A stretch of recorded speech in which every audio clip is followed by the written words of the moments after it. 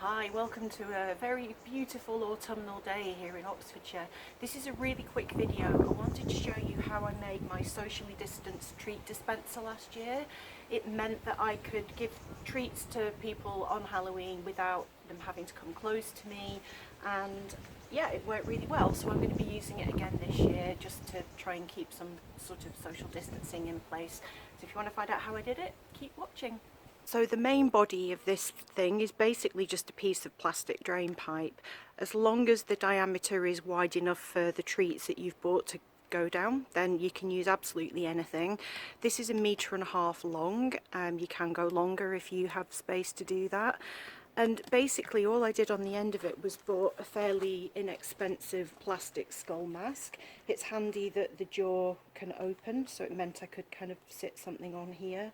Once the mask was in place, I think the glue's come off a little bit, but you can secure that in place any way you like. You can use any mask, it doesn't have to be a skull. And then for the rest of it, all I did was basically buy loads of this kind of gauze fabric or stockinette fabric.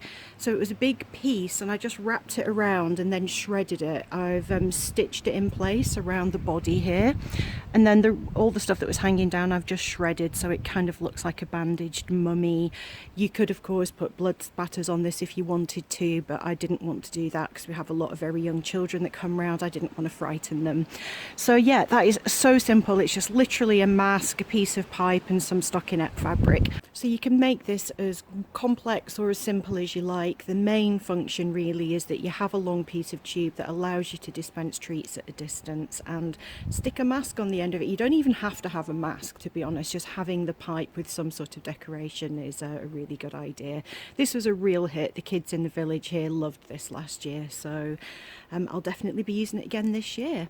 So I hope you enjoyed the video. Don't forget to hit like and subscribe if you like spooky content. See you in my next video.